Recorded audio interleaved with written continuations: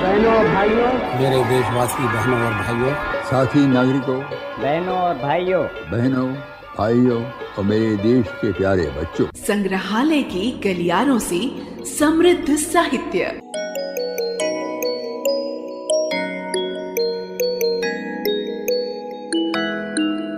मुंशी प्रेमचंद का वास्तविक नाम धनपत राय श्रीवास्तव था।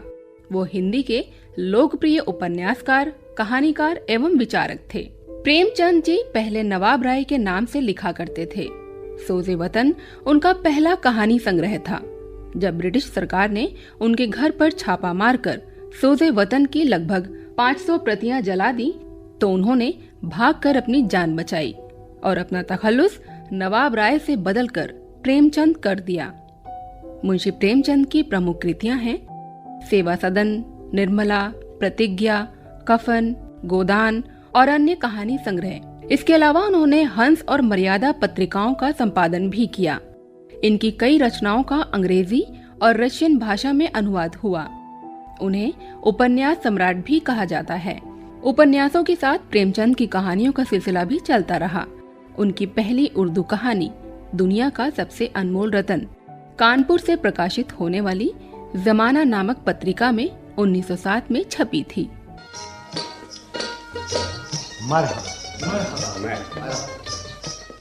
मिन्होसाबाद की मल्लिका दिलफरेब रूपवती होने के साथ साथ बुद्धिमती भी थी। सच्चा आशिक जानने के लिए उसने एक अनोखी शर्त रखी। मलिका आलम, नौजवान दिलफिगार हुजूर की कदम बोसी के लिए खिदमत में हाजिर होने की इजाजत चाहता है। पर्दा करा दिया जाए, नौजवान दिलफिगार पेश किया जाए। मलिका आलम, दिलफिगार का सलाम कबूल करें। नौजवान, क्या चाहते हो? मलिका आलम, मलिका दिलफिगार, मेरी तीनों दुनिया, मेरी आती जाती सांसों का बहाना आप हैं। आप मेरी रूह, मुझे आप अपनी गुलामी में कबूल कर ले, यही छोटी सी अर्ज लेकर खिदमत में हाजिर। खूबसूरत नौजवान, अगर तेरे दिल में मेरे लिए सच्ची मोहब्बत है तो जा और दुनिया की सबसे अनमोल चीज लाकर मेरे दरबार में आ। और खबरदार, अगर तुझे ऐसी अनमोल चीज न मिले तो इधर का रुख न करना, वरना तुझे सूली पर चढ़वा दिया जाएगा।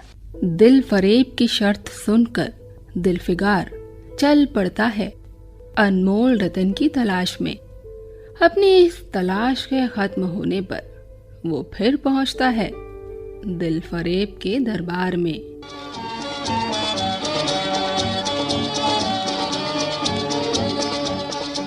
क्या लाए हो दिलफिगार? पेश करो। एक बेशकीमत आंसू का कतरा।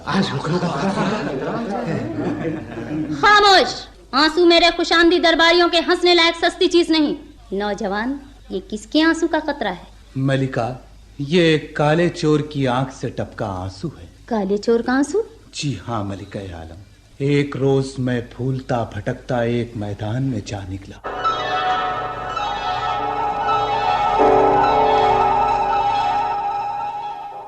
क्यों जनाब, क्या माजरा है? ये मजमा कैसा लगा है? तुम्हें नहीं पता, आज काले चोर को फांसी दी जाएगी। ये काला चोर बड़ा ही खतरनाक आदमी है। इसने सैकड़ों बेगुनाहों का खून किया है, हजारों को लूटकर बर्बाद किया है। दारोगा, जल्लादों को फांसी का हुक्म दो, वक्त हो गया है। हुजूर, चंद लम्हों की मोहलत दी जाए ताकि मरने के पहले मैं अपनी आखिरी आरज़ू पूरी कर सकूं। इजाजत है। अरे, ये तो फांसी के चबूतरे से नीचे उतर रहा है। देखो देखो, ये उस बच्चे की तरफ बढ़ा है। बच्चे को उसने गोद में उठा लिया, मार डालेगा उसे। तो कितना खुश नसीब है बच्चे, दुनिया की गंदगियों से कतई पाक साफ, सब गुनाहों से दूर। मैं बहुत बड़ा गुनाहगार। मैंने तेरे जैसे अनगिनत बच्चों की खुशियां छीन, उनके माँ बापों को अपने इन्हीं हाथों से कत्ल करके यतीम बना दी, खुशी से भरे पूरे घरों को लूटकर नेस्त नाबूद कर डाला। मैं बहुत गुनाहगार हूँ, मैंने बहुत गुनाह की। बच्चे, तू फरिश्ता है, मुझे माफ कर दे, माफ कर दे बच्चे, मुझे माफ कर दे।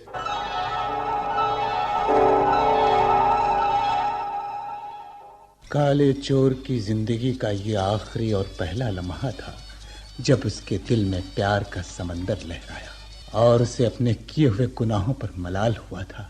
और उस वक्त उसकी जालिम आंखों से ये आंसू का एक कतरा टपक पड़ा जो हुजूर में पेश है मलिका आलम। खूबसूरत दिलफिगार, बेशक तूने दुनिया की एक बेशकीमत चीज ढूंढ निकाली है।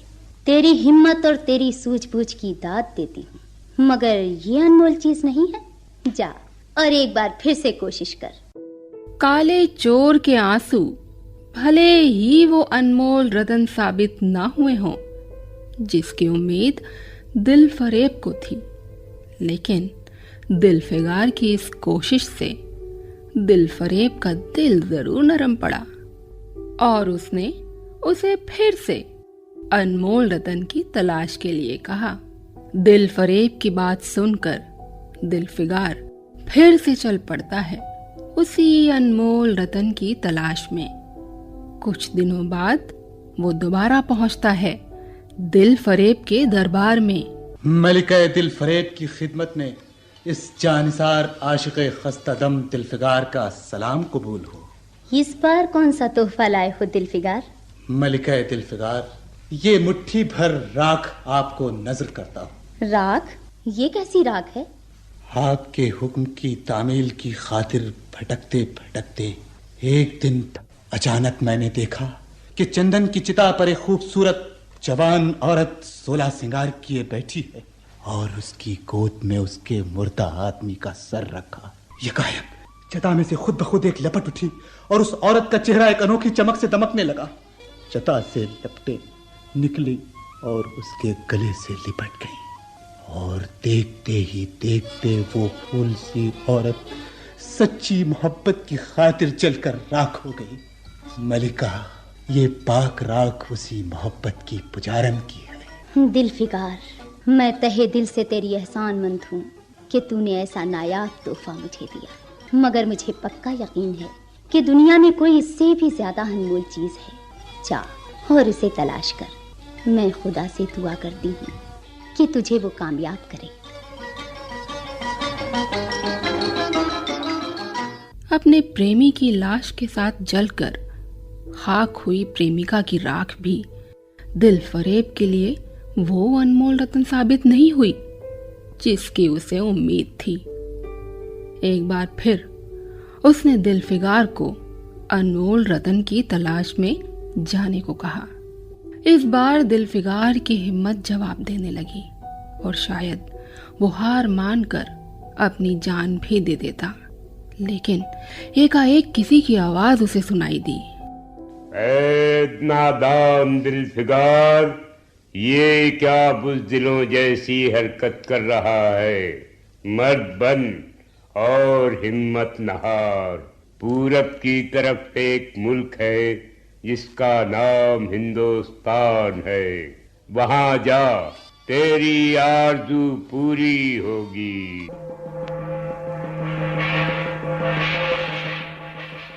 हिंदुस्तान की सरहद पर दिलफिगार को जो मिला उसे लेकर वो फिर से दिलफरेब के दरबार में पहुंचता है। दिलफिगार, इस बार तू बहुत दिनों बाद वापस आया है। ला, दुनिया की बेशकीमत चीज कहाँ है? मलिका दिलफिगार, इस बार दूर दराज मुल्क हिंदुस्तान से जो चीज लाया हूँ, मुझे पूरा यकीन है कि वो दुनिया की सबसे अनमोल चीज है। कहाँ है वो चीज? जल्दी से मेरी हथेली पर रख दे। खून का कतरा, ये तुझे कैसे हासिल हुआ? एक दिन हिंदुस्तान की सरजमीन पर भटकता हुआ मैं एक मैदान में जा पड़ा।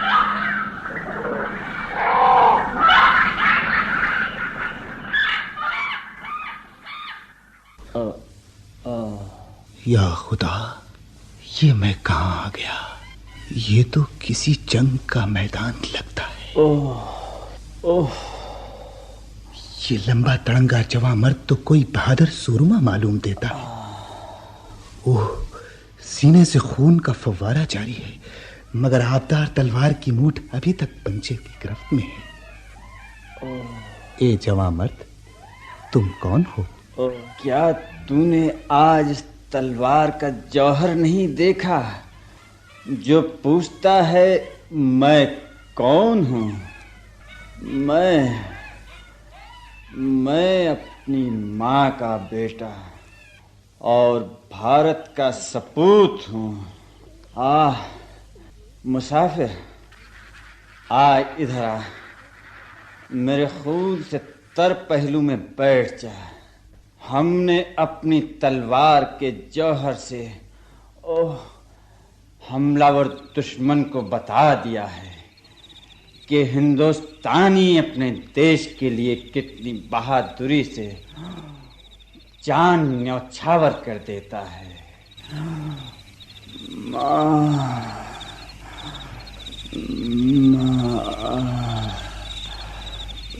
मेरी भारत माँ, मुझे माफ करना माँ, मैं तुम्हारी पूरी सेवा न कर सका। मुझे माफ करना। भारत माता की जय। मलिका जुल्फ़िकार, ये उसी बहादुर हिंदुस्तानी जवां मर्द के सीने से निकला खून का आखिरी कतरा है। हे जानिसार दिलफिकार, मेरी दुआएं पर आईं। यही है दुनिया का सबसे अनमोल रत्न। खुदा ने मेरे दिल की आवाज सुन ली और तुझे कामयाब व सुरखरू किया। आज से तू मेरा मालिक है और मैं तेरी बांदी। अपने देश की रक्षा में खून बहाने वाले वीर के खून का कतरा ही वो अनमोल रतन है जिसका मुकाबला कोई नहीं कर सकता। दिलफरेब की शर्त दिलफिगार पूरी कर देता है और दिलफरेब दिलफिगार को कबूल कर लेती है।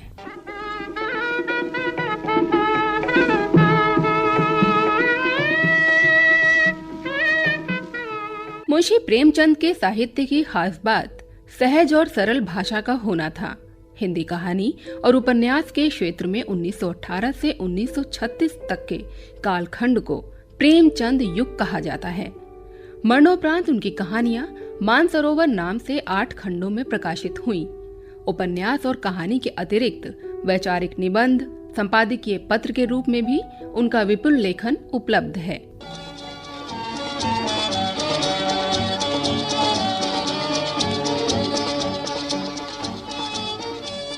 अभी आपने जाने माने साहित्यकार मुंशी प्रेमचंद द्वारा रचित कहानी का संपादित नाट्य रूपांतरण अनमोल रतन सुना। इस कार्यक्रम की कॉम्पेयर थी प्रीति कमल और प्रस्तुति थी रंगोली श्रीवास्तव की।